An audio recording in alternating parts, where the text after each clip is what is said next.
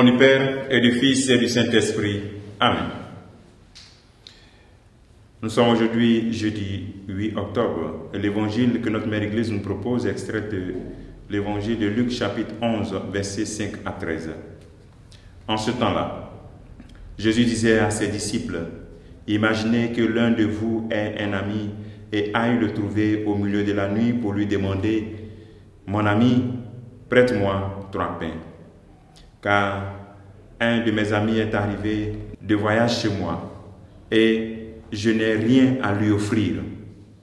Et si de l'intérieur l'autre lui répond: ne viens pas m'importuner, la porte est déjà fermée, mes enfants et moi nous sommes couchés, je ne puis pas me lever pour te donner quelque chose. Eh bien, je vous le dis, même s'il ne se lève pas pour donner par amitié, il se lèvera à cause du sans-gêne de cet ami.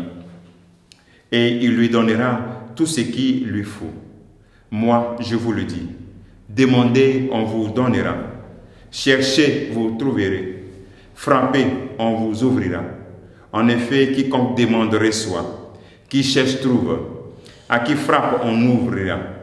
Quel père parmi vous, quand son fils lui demande un poisson, lui donnera un serpent au lieu du poisson? Ou lui donnera un scorpion quand il lui demande un œuf? Si donc vous qui êtes mauvais, vous savez donner de bonnes choses à vos enfants, combien plus le Père du ciel donnera-t-il l'Esprit Saint à ceux qui le lui demandent? Acclamons la parole de Dieu. Louange à toi, Seigneur Jésus. Luc, de manière méthodique, nous présente la nécessité de prier. Hier, nous l'avons vu, elle est notre Père. La prière qui engage, la prière qui exprime ma foi en Dieu et aussi ma part de responsabilité. Une foi sans œuvre est une foi morte. Et ensuite, il nous montre encore cette prière qui doit être persévérante. La prière n'est pas un acte magique. Prononcer une série de paroles et obtenir. Dis, quand tu fais ça, ça, ça, tu obtiens ça. Non. La prière selon le Christ n'est pas magique. La prière est persévérante. C'est dans cela que le Seigneur nous invite à la persévérance en nous montrant cette parabole de celui qui vient demander à son ami.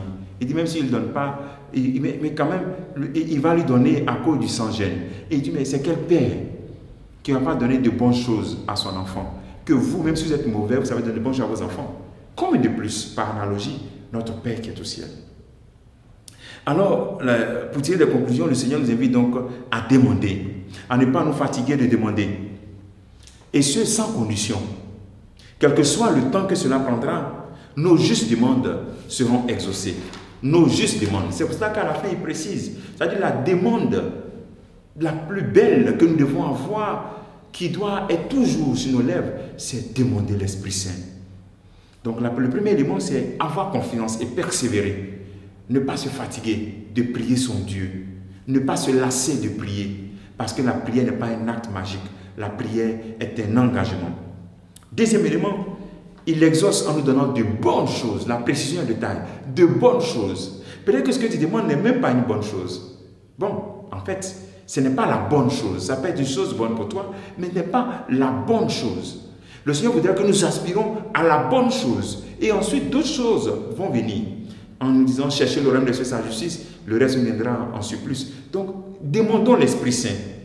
Demandons l'Esprit Saint. C'est le grand don. Mais nous ne demandons pas trop. Combien d'entre nous, chaque jour, invoquons l'Esprit Saint? Peut-être qu'on peut invoquer l'ange gardien, mais combien d'entre nous, chaque jour, invoquons l'Esprit Saint? Pour qu'il nous aide. Parce que c'est lui, quand le Christ a dit, c'est lui qui va nous apprendre à prier. C'est lui qui va vous aider à prêcher. C'est lui qui nous aide dans le quotidien. Car il est la source de la vérité. Il nous consacre la vérité. On en parle dans le mensonge. Jean chapitre 14, verset 14 à 17. Et aussi il nous aide dans la persécution. Matthieu chapitre 10, verset 20. Donc invoquons l'Esprit Saint. C'est lui qui nous donne. Ne laissons pas l'argent prendre le dessus sur la nécessité de prier l'Esprit Saint. Les besoins matériels ne doivent pas prendre le dessus. D'abord, invoquons l'Esprit Saint.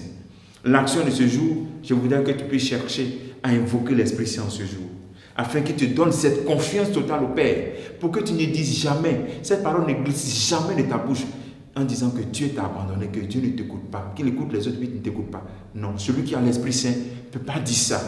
Donc, invoquons donc l'Esprit Saint chaque jour. Viens, Esprit Saint, remplis nos cœurs de ta lumière. Que le Seigneur nous bénisse en ce jour et qu'il te bénisse. Au nom du Père et du Fils et du Saint-Esprit. Amen.